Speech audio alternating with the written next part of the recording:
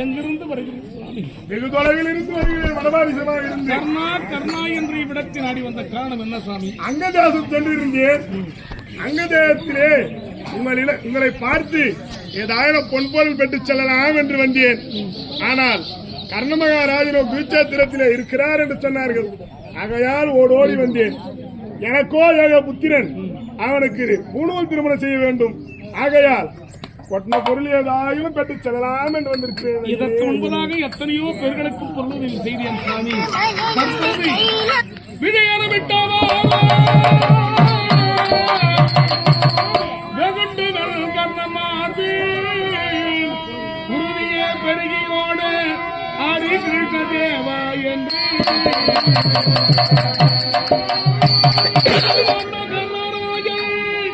திகழ்த்துமே முகம் சோர்ந்து உலகாதரக்கு வேதனையால் சாகின்றேன்.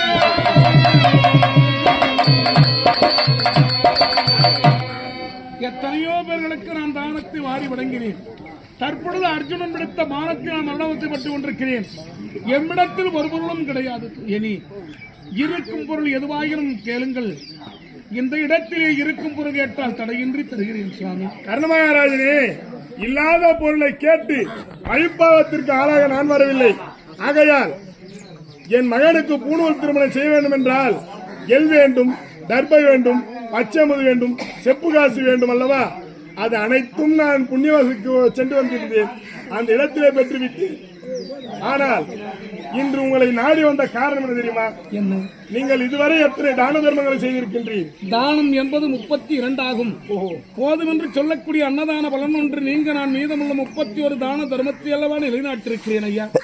அப்படி 31 தான தர்மம் செய்தீர்களே, அந்த 31 தான தர்மத்தையும் எனக்கு தத்தம் செய்து கொடுக்க வேண்டும் ஐயனே.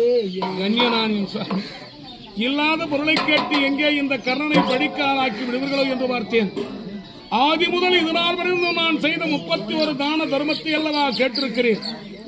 ஆனால் நான் உங்களுக்கு தாரை வார்த்து தருவதற்கு என்ன சுவாமி இருக்கிறது எம்மிடத்திலே? இந்த குருச்சேத்திரத்திலே ஜலம் மட்டும்தான் இல்லை, மற்ற ஒரு அத்தனையும் அனைத்தும் என் இடத்திலே இருக்கிறது. ஆனால் ஜலத்தை இங்கே நான் எங்கே தேடுவேன்? இதோ தெரிகிறது. உம்முடைய எதிரியான அர்ஜுன பகவான் அம்பு எழுதியிருக்கிறார். அந்த அம்புக்கனை சற்று அசைக்கினால் அதிலே இருந்து உறுதி என்று சொல்லக்கூடிய உதிரமானது வரும். அந்த உதிரத்தை கொண்டு எனக்கு தர்ப்பணம் செய்து கொடுங்கள் ஐயனே. கடுகளவு உதிரத்தை கண்டால் காதபடி ஓடுவார்கள் பிராமணர் என்று உரைப்பார்கள். ஆனால் தண்ணீர் தேவையில்லை. அர்ஜுனன் எய்திருக்கும் அம்பை அசைக்கினால் சென்னீர் வரும். அதையே ஜலமாக பாவித்து தாரை வார்த்து தரம் என்று கேட்க தடை சொல்ல முடியுமா சுவாமி? அவ்வாறே தருகிறேன் ஐயா.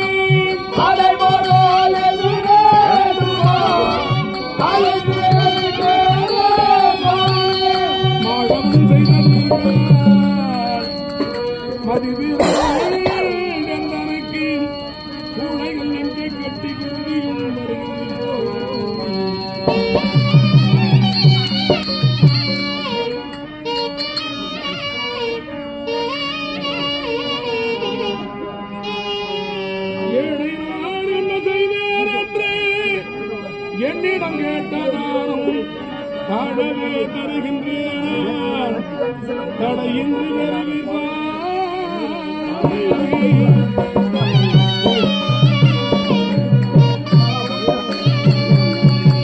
சுவாமி, ஆதி முதல் இதுநாள் வரைந்து நான் செய்த 31 தான தர்மத்தை உங்களுக்கு தர்ப்பணை செய்து தருகிறேன் சுவாமி. ஆனால் அங்கே தண்ணீர் இலையாயினும் சென்னீரால் தாரை வார்த்து தருகிறேன், பெற்றுக் கொள்ளுங்கள் சுவாமி. அரிரதா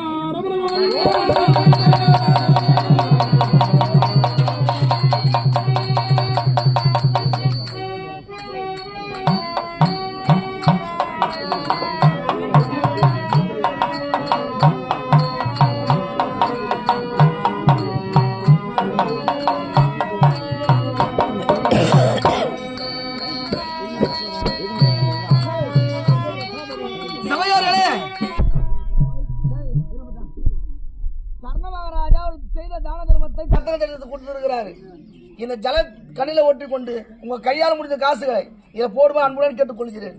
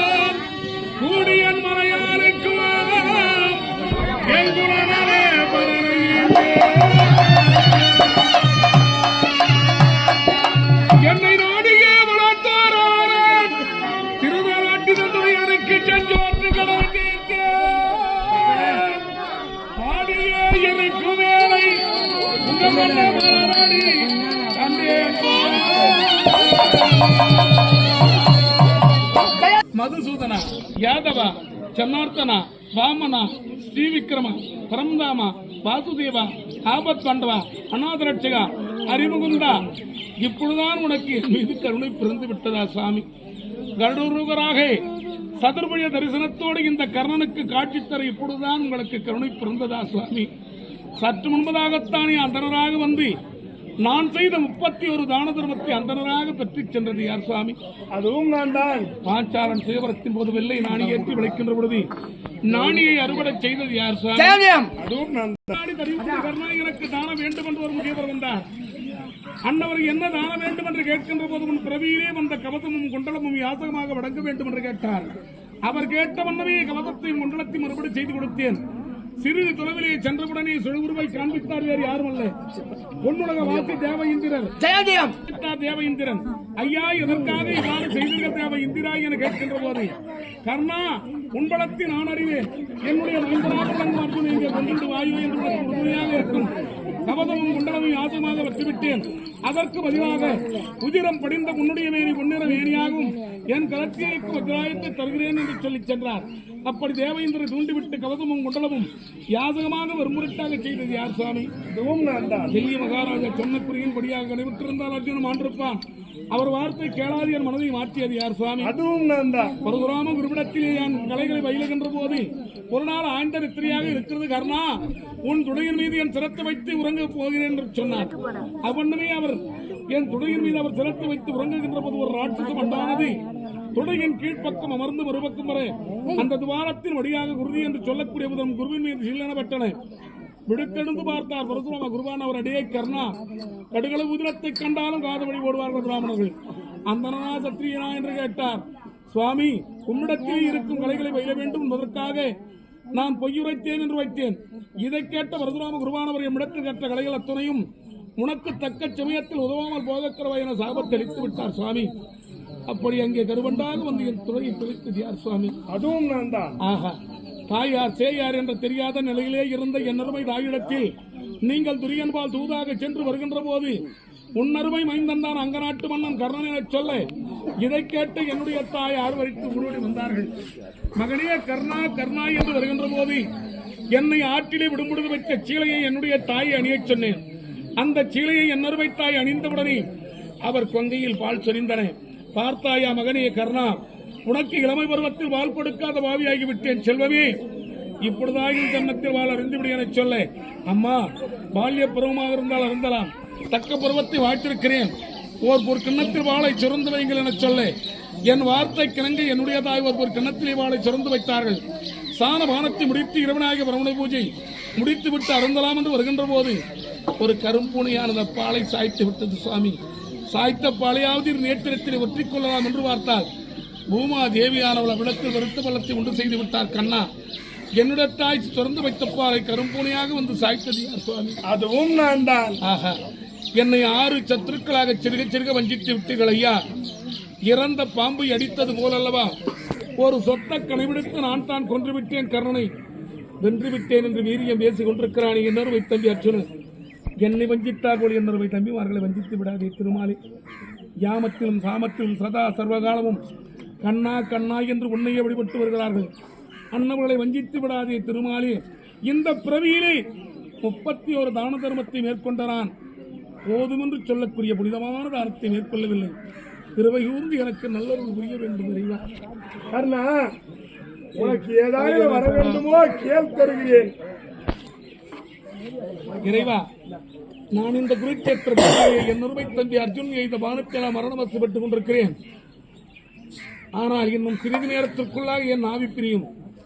அப்படி ஒருவேளை இந்த குருச்சேத்திர பூமியிலே நான் மடிகின்ற போது என்னை ஈன்றெடுத்து என்னொருமை தாய் ஓடோடி வர வேண்டும், மடி மீது என்னை தாங்க வேண்டும்.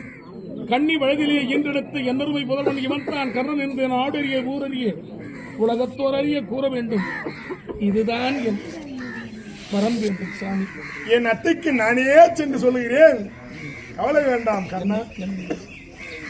இது மட்டும்தானா சுவாமி? வேறு ஏதாவது வர வேண்டுமா சுவாமி? இந்த பிறவியிலே போதும் என்று சொல்லக்கூடிய முடிவான தானத்தை மேற்கொள்ளவில்லை. ஆனால் யாவருக்கும் காண்பிக்க போகாத ஒரு சதுர்வய தரிசனத்தை எமக்கு அளித்தமையால் தேவரையை கேட்டாலும் அளிக்க முடியாத இந்த சதுர்வய தரிசனமும் கருடரூக காட்சியும் கண்டு பேரானந்தம் அடைந்தேன். இதுதான் முன்னோர்கள் கூறியிருப்பார்கள். கர்ணனின் காட்சியும் அங்கே கருட வாகன காட்சியும் கர்ணனின் மோட்சமும் என சொல்லும் வார்த்தை கிணங்க கருடராக வந்து எனக்கு காட்சியளித்தீர்கள். போதுமென்று தானத்தை செய்யவில்லை. திருவை கூர்ந்த நல்ல முறையில் கர்ணா, உனக்கு இந்த பிறவிலே மோட்சம் கிடையாது. அடுத்த பிறவிலே திருச்செங்காட்டான்குடியிலே நீ சிறுதொண்ட நாயனாராக பிறந்து, உன் மனைவி வெங்காட்டு நங்கையாக பிறந்து, உன்னுடைய மகன் சீராளனாக பிறந்து, அடுத்த பிறவிலே அன்னதான பலனை செய்து என் பதவி வந்து சேர்வாயாக. இப்போது என்னை பார்த்தபடியே உன் ஆவி பிரியட்டும்.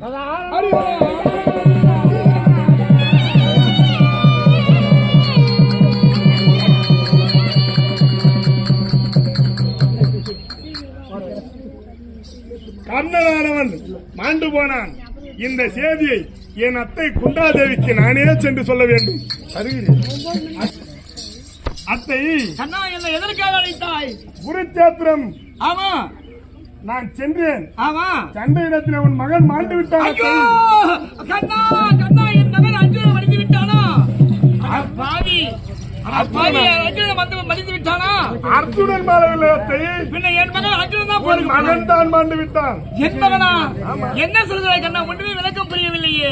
உன் மகன் இறந்து விட்டார் என்று சொல்கிறேன், புரியலையா? ஏ கண்ணா, எனக்கு 3 பிள்ளைகள்.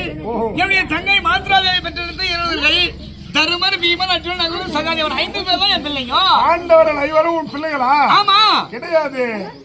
என்ன கண்ணா நீ சொல்வது விளக்கம் புரியவில்லையே. மாத்ராதேவி என்ற பிள்ளைகள் நகுலன், சகாதேவர்கள். ஆமா. உன் வயிற்றிலே பிறந்தவர்கள் தருமன், பீமன், அர்ஜுனன். இவர்கள் மட்டும்தான் உன் பிள்ளையா? ஆமா, இவங்க 5 பேர் தான் என் பிள்ளைங்க. அத்தை, என்ன கண்ணா? பொய் சொல்லாது அத்தை. பொய் சொல்லாதேவா? அனைத்தும் ஞான அறிவேன். ஆமா. அத்தை, நீ 7 வயதாக இருக்கும் போது ஆமா ஒரு குழந்தை ஈண்டெடுத்த ஆட்டிலே விட்டாயே. ஆமாடா கண்ணா, அவன் தான் கர்ணன். ஆமா. இப்போது அந்த கர்ணன் மாண்டு விட்டான். ராஜா,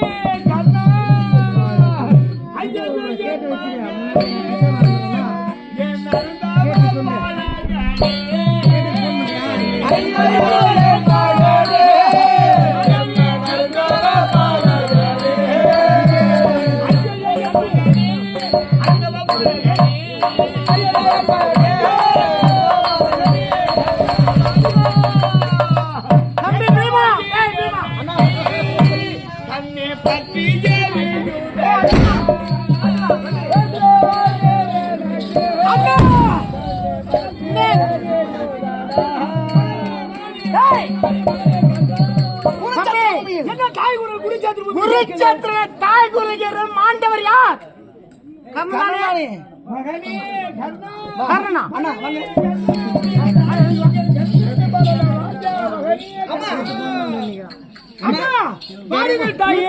சென்றான் அர்ஜுனன். கர்ணனை எதிரியை கொன்று விட்டான். அர்ஜுனன் தோயிருக்கிறான். அந்த கர்ணனை மாத்திரம் கொண்டிருக்கான். தர்மா பீமா அர்ஜுனங்கள சகாதேவர்களே, உங்கள் 5 பேருக்கும் முந்தி பிறந்தவன். உங்களுக்கெல்லாம் தமிழ ராஜா இந்த இருந்திருக்கிறது. இதற்கெல்லாம் காரணம் யார் என்று கேட்டால் புத்தகங்களுக்கு பாடாத பார்த்தா எல்லாரும் காரணம். ஆமா, சிறிய வயதுல தவறு செய்தவன் நீ அத்தை. நான் என்னடா தவறு செய்தேன் பாவி?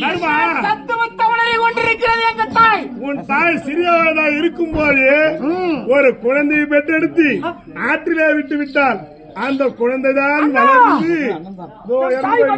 எங்க அண்ணனா? உங்கள் அனைவருக்கும்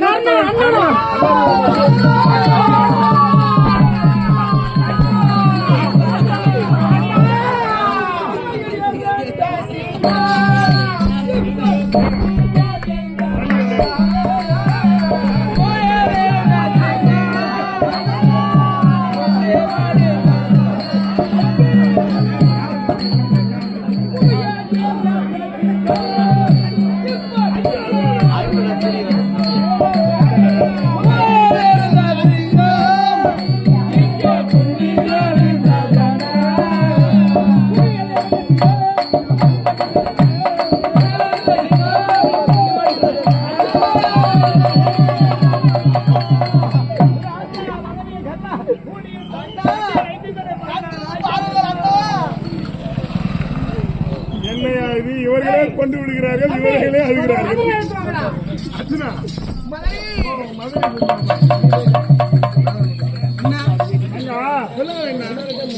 குருச்சேத்திரத்திலே உன் கணவன் மாட்டு விட்டார்.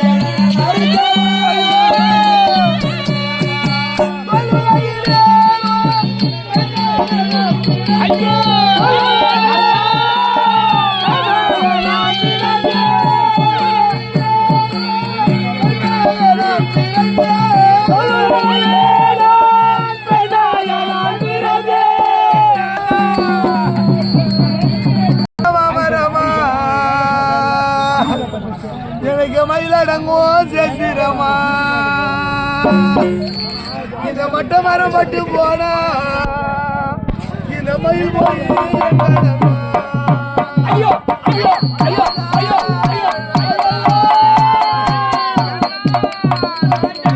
எனக்கு குட்ட குட்ட மாமரமா மயிலடங்கும் சேசிரமா, நாதா நாதா குட்ட மரம் பட்டு போனா இந்த குயில் போய் எங்க அடங்கோ ஐயோ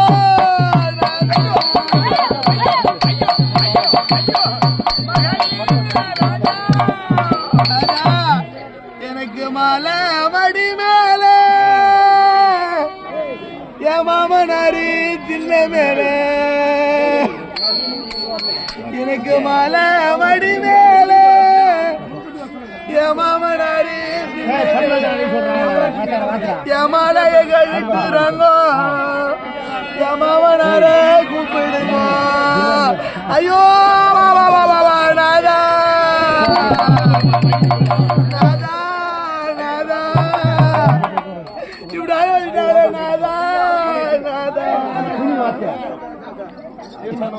அங்கிருந்து வரணுமா மூலம் வச்சு ஐயோ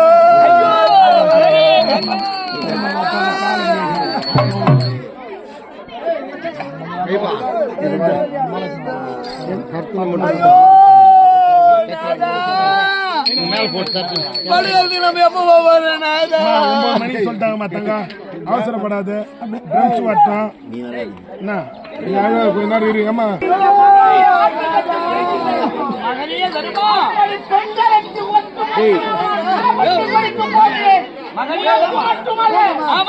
மூடு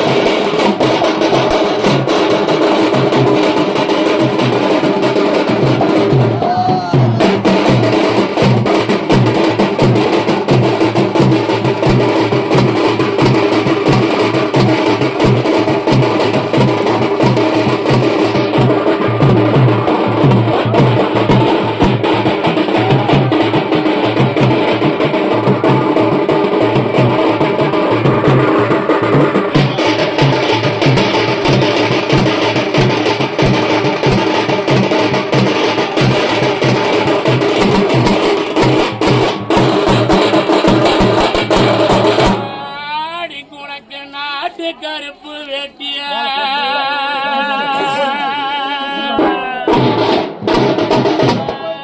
நீ குணக்கு நாட்டியா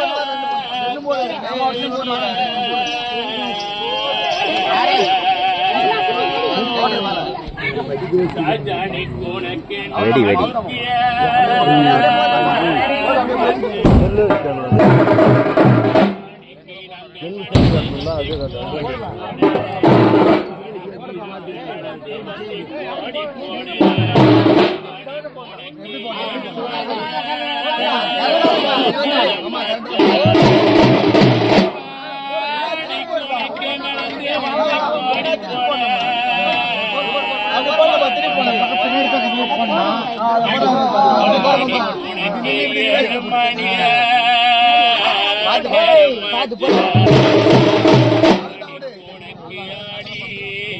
கருப்பு சேலை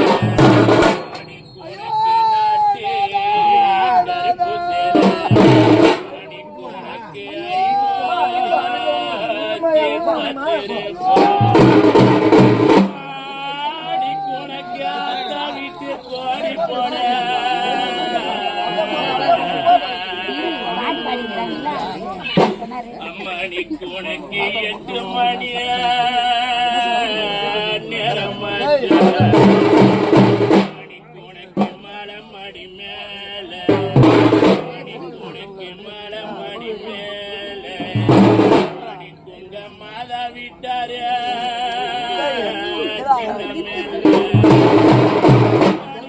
மலைய வாங்குறாங்க